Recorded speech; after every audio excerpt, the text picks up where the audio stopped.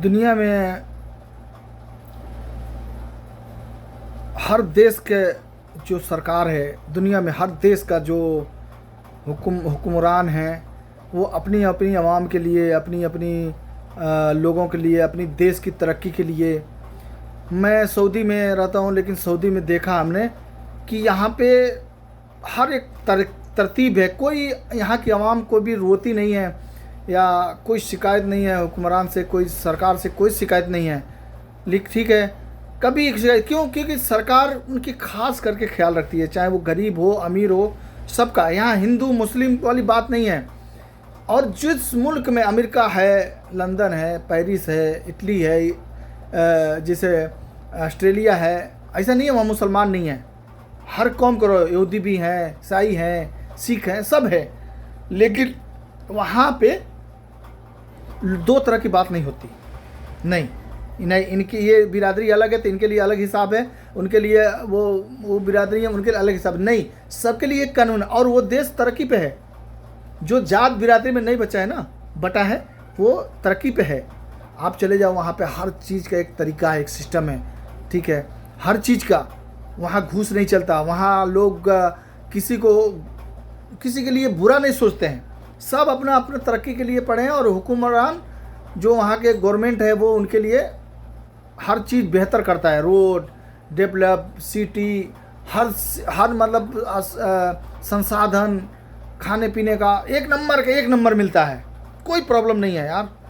लेकिन अपने इंडिया की बात बताते हैं आपको। इंडिया में सबसे ज़्यादा जो बुराई है हिंदुस्तान में, सबसे ज़्यादा गंदा घिनौना जो चीज़ है ना, वो है जात बिरादरी, हिंदू मुसलमान।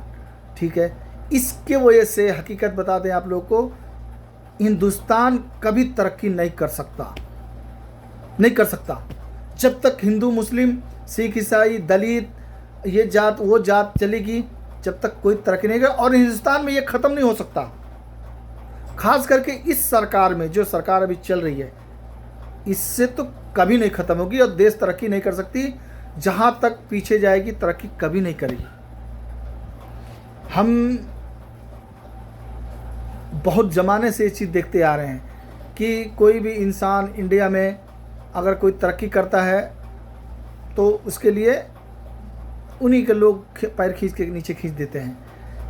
लेकिन बाहर देश में चले जाओ, एक दूसरे के साथ देते हैं, एक दूसरे की मदद करते हैं। लेकिन इंडिया में अपने चले जाओ, एक दूसरे के पैर खींचते हैं, एक दूसरे की बुराई करते हैं। उनकी लाओ, इनको ये तरक्की क्यों कर रहे हैं, इसको लाओ, इसको पीछे करते हैं। लेकिन हम बहुत कंट्री में रह के आए, लेकिन ऐसा कोई कंट्री नहीं है। बहुत सारी गरीब कंट्री भी है। इंडिया में आज के चले जाओ, आज के पड़ोसी लोग अपने घर के बगल वाले भूखे मर जाता है, लेकिन उसके लिए कोई ध्यान नहीं देता है। ठीक है, क्यों? इंडिया की जो हुक्मरान है ना, वो चीज़ सिर्फ बड़ों के लिए है, जो पैसे वाले हैं, उनकी सरकार है। आज के दौर में उनकी सरकार है। पहले भी सरकारें थी, लेकिन कम से कम ये हाल नहीं था।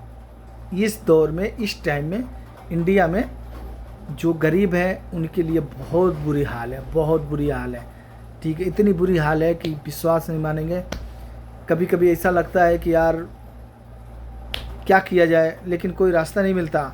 ठीक है ना, क्योंकि हमारे बाप दादा, हमारी जन्म, हमारा पूरी हर चीज़, हम लोग इंडिया से, अपने देश से इतनी प्यार करते हैं, लेकिन हुकूमत नहीं सोचती इस बारे में। आप चले जाओ, कल पुल बनता है, कई लाखों करोड़ों के लागत में बनता है, और दूसरे तीसरे दिन टूट जाता है। आज ट्रेन की हालत देख लें आप। ट्रेन में लोग भर के जाते हैं, लेकिन 55,000 67,000 लोग घूस ले लेकर टिकट देते हैं। टिकट काउंटर से आपको टिकट कभी नहीं मिलेगी, हमेशा आपको बालकनी में टिकट लेना पड़ेगा। जहाज़ की टिकट देख लें कैसे। गरीब आदमी एक जहाज़ से नहीं चल सकता, किसी कीमत में नहीं चल सकता। पेट्रोल लेने के लिए आदमी सोचता है, गाड़ी लेने के लिए पहले सोचता था, अब गाड़ी लेने के लिए लोग सोचना छोड़ दिए। मैं पहले 1500-1600 रुपये में साइकिल खरीदा था 2099 में। 99 में, सन 2000 में मैंने साइकिल खरीदा था 1600 रुपये में, 1600 रुपये में खरीदा था। आज के दौर में वो साइकिल की कीमत कम से कम, मुझे तो नहीं पता अभी फ़िलहाल, लेकिन 5,000 6,000 के आसपास तो हो गया होगा। तो गवर्नमेंट ने हर चीज़ की कीमत इंडिया में इतनी बढ़ाई है और कमाई वही के वही है।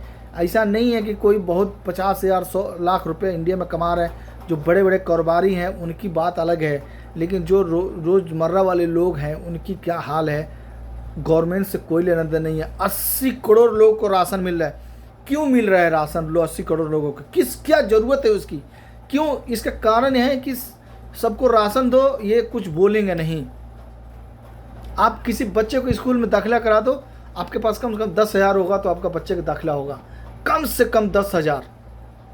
इससे कम दाखिला नहीं होगा। उसके बाद उस पर अलग से उसका यूनिफॉर्म, उसका बैग, उसका हर चीज़ देना पड़ेगा आपको। तो आज की वीडियो यहीं ख़त्म करते हैं।